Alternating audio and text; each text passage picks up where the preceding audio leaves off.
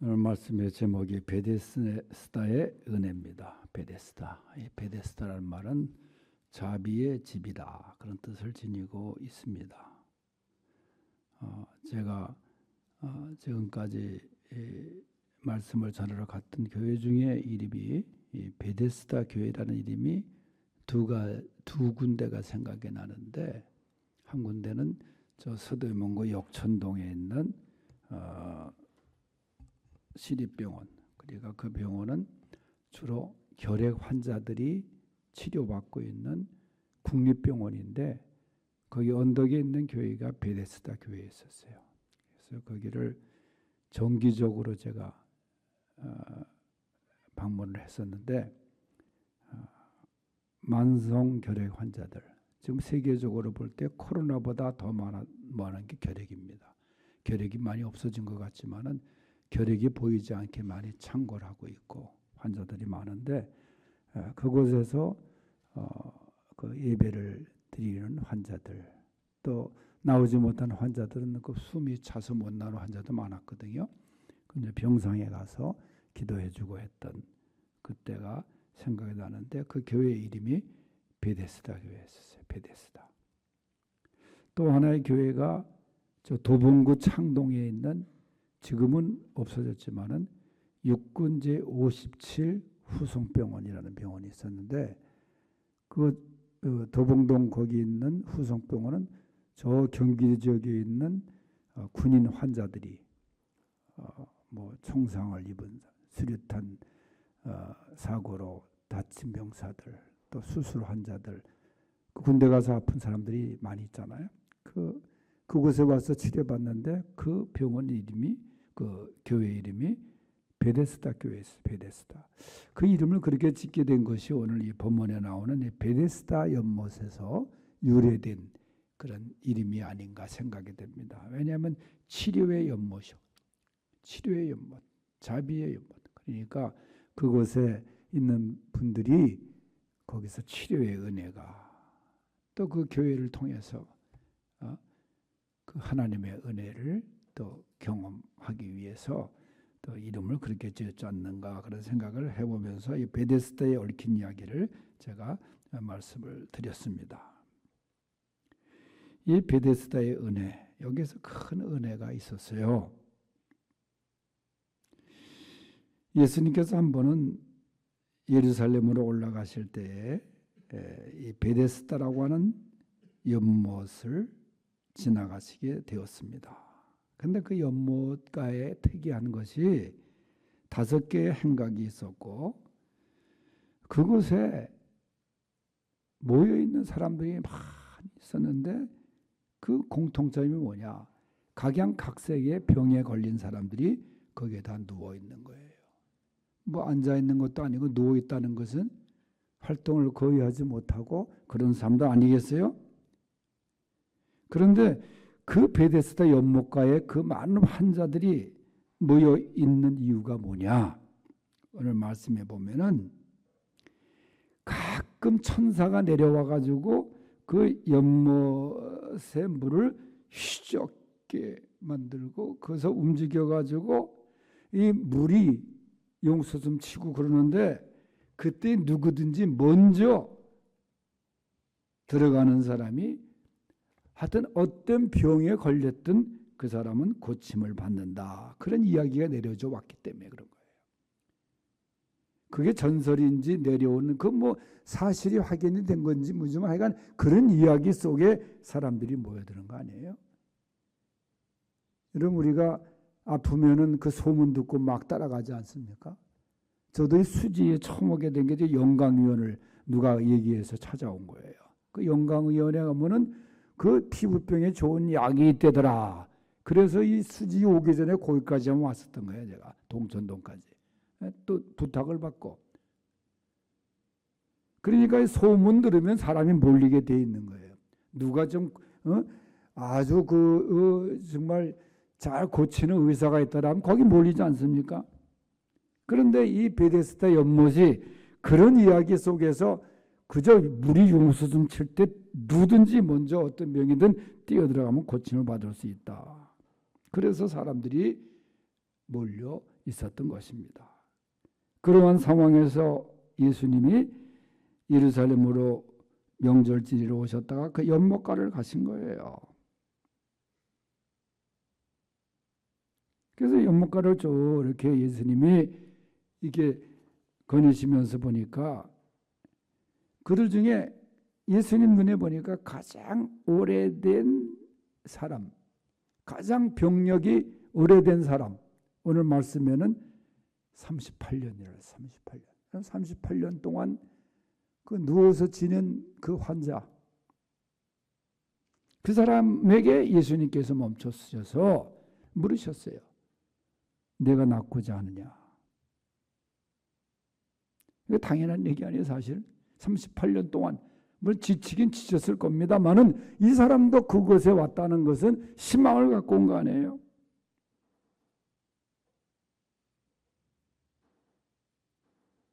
예수님께서 네가 낫고자 하느냐?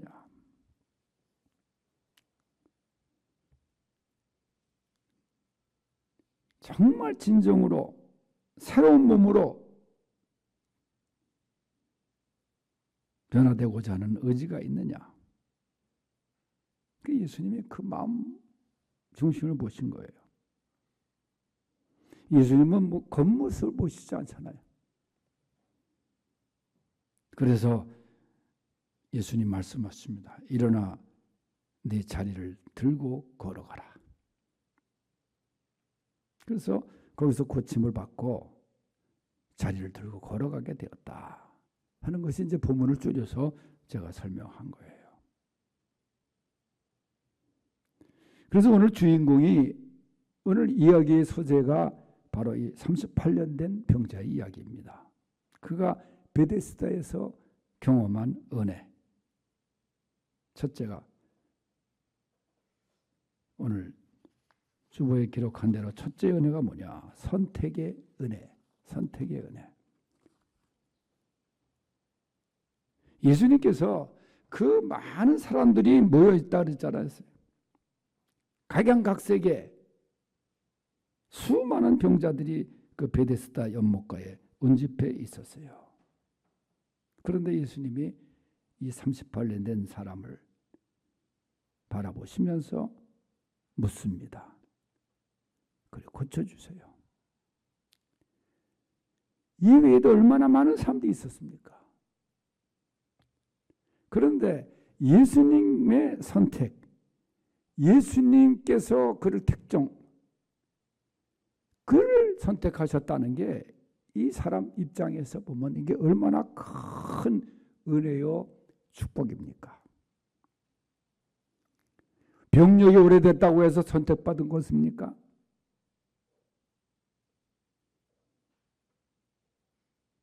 그러나 여러분, 이건 주님의 주권적인 선택 아니에요.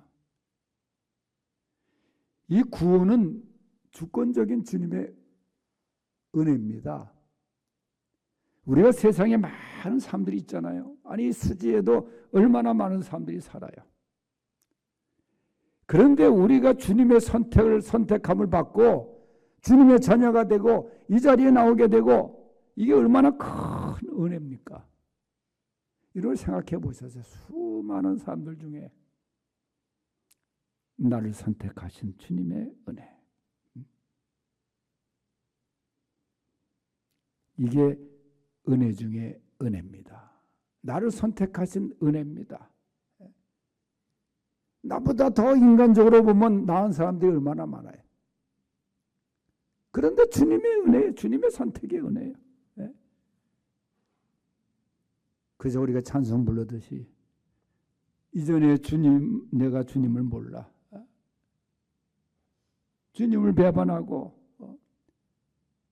주님의 이름 욕되게 하고 그러나 이 나 같은 사람 선택해서 불러주시니 정말 고맙고 고마워라 한 찬송처럼 말이죠.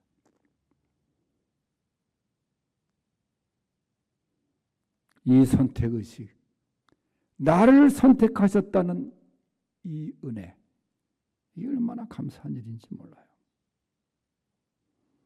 사도 바울이 항상 그의 서신에서 소개하는 자기 소개할 때 나오잖아요. 로마서 1장 1절에 자신을 뭐라고 소개해요?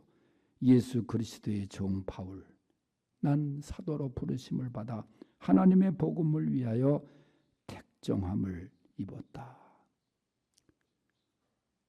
하나님의 부르심으로 복음을 위해서 내가 선택함을 받았다. 그렇게 항상 자기를 표현해요. 다시 말씀드리지만 수많은 사람들 중에 하나님께서 선택하셔서 하나님의 자녀로, 하나님의 일꾼으로 선택하여 주신 은혜, 바울은 잊지 않았습니다. 항상 감격했습니다. 바로 이러한 선택이 우리에게도 주어졌음을 믿으시기 바랍니다. 38년 된 병자도 누워 있었으면 얼마나 그의 모습이 초라했겠어요. 예? 여러분, 누워 있으면 욕창도 생기죠. 예? 말라가죠. 예수님의 눈이 그를 봤을 때 얼마나 불쌍하게 보였겠어요. 사람들은 그를 거들떠도 보지 않았습니다. 왜냐? 자기들 살아야지 또. 물이 용수 좀 칠 때 자기 먼저 들어가지 이 사람 챙길 겨를도 없잖아요. 그러나 주님이 그를 선택하셨어요. 이게 얼마나 감사한 일입니까? 여러분, 이런 특정함의 은혜, 많은 사람들 중에서 선택해 주신 하나님의 자녀로 선택해 주시고 일꾼으로 선택해 주시고, 이거는 세상에 어느 선택과 어느 특정보다도 비교할 바 없는 주님의 선택임을 여러분 믿으시기 바랍니다. 그래서 베데스다의 은혜 첫 번째는 뭐냐? 주님의 선택의 은혜다. 나를 선택하셨다는 은혜. 선택받을 만한 자격은 없잖아요. 인간적으로 볼 때. 병력도 오래되고, 그러나 주님의 은혜로 선택함을 받은 우리도 마찬가지입니다. 이 선택의 은혜를 감사하며 누릴 수 있기를 바랍니다. 두 번째는, 베데스다의 은혜 두 번째는 뭐냐? 만남의 은혜, 만남의 은혜. 이 사람은 이미 많은 사람들을 만났죠. 옆에 침상에 누워있는 동료 병자도 만났지만은 그 모든 만남보다도 가장 귀한 만남이 뭐냐? 바로 주님과의 만남입니다. 주님이 묻습니다. 네가 낫고자 하느냐? 그랬더니 이 사람이 예, 제가 낫기를 원합니다. 그렇게 말한 것이 아니라 주여 물이 막 동할 때에 나를 연못에 넣어줄 사람이 없어 내가 가는 동안에 다른 사람이 먼저 내려가나이다. 다른 사람 핑계를 대요. 그 사람들도 급한 사람들인데, 그러니까 아마 넣어줄 부모도 곁에 없었던 것 같아요. 친구도 없었던 것 같아요. 그런데 다른 사람을 못 만났어도 이 사람은 주님을 만났어요. 주님을 만났어요. 그래서 예수님이 일어나 내 자리를 들고 걸어가라. 여러분, 우리가 살아오면서 수많은 사람들을 만났죠. 또 앞으로도 만날 겁니다. 그 만남 속에서 보면은 아픈 만남도 있고 슬픈 만남도 있고 안 만났으면 좋았을 거 하는 만남도 있고, 정말 귀한 만남이다 생각되는 만남도 있을 것입니다. 인생은 만남이다 그런 말이 있는데, 이 잘못된 만남으로 인해서 얼마나 상처받고 슬픔 속에 살아가는 사람도 많은지 몰라요. 다 저마다 좋은 만남을 원하죠. 그런데 내가 좋은 만남을 원하는데 내가 좋은 만남의 대상이 되는 것 더 귀한 거예요. 예? 나에게 좋은 만남 사람 주세요 하는 것보다 내가 좋은 사람, 내가 좋은 만남의 대상이 되는 것, 그게 좋은 거죠. 예? 그런데 우리가 만나면 안 될 사람 안 만나는 게 좋죠. 만나서 좋은 사람 계속 만나야죠. 그런데 인생에 있어서 우리에게 꼭 반드시 만나야 될 분이 누구냐? 예수 그리스도와의 만남이라는 거예요. 다른 사람들 아무리 만나도 주님과의 만남에 실패하면 그 사람은 불행한 사람이에요. 주님과의 만남. 이 사람이 주님을 만난 것이 얼마나 큰 축복입니까? 처음에는 원망만 했어요. 핑계만 댔어요.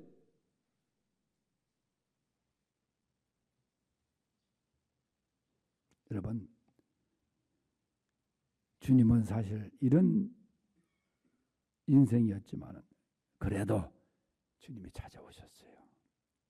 그리고 만나셨어요.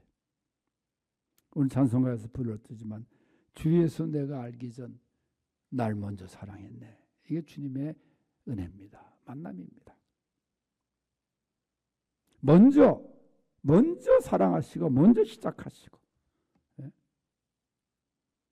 누가복음 15장의 유명한 탕자의 이야기 속에서 집을 나간 탕자가 돌아올 때 먼저 그가 아버지를 알아본 것이 아니라 아버지가 먼저 그를 알아본 거예요. 탕자가 한 걸음 무겁게 옮기면 아버지 열 걸음으로 달려온 거예요. 38년 된 병자처럼 버림받고 술 먹고 다른 사람들조차 도와주거나 거들어주지 않는 사람들까지도 주님은 오셔서 사랑과 관심으로 만나주시고 교제를 나눠주신 분이에요. 그래서 우리 주님의 만남, 주님과의 만남, 이게 가장 귀한 만남이다. 베데스다의 은혜는 바로 이런 만남의 은혜가 있었습니다. 마지막 세 번째는 회복의 은혜입니다. 구절을 보면 그 사람이 곧 나와서 자리를 들고 걸어가니라 그랬어요. 힘은마저 사라졌고 죽음을 기다리고 있었던 이 사람. 긴 명예 효자 없다는 말이 38년 동안 그가 세월을 보내면서 호전도 되지 않았고 아마 처음에 노력했을 거예요. 그런데 근 40년간의 세월을 그렇게 보냈어요.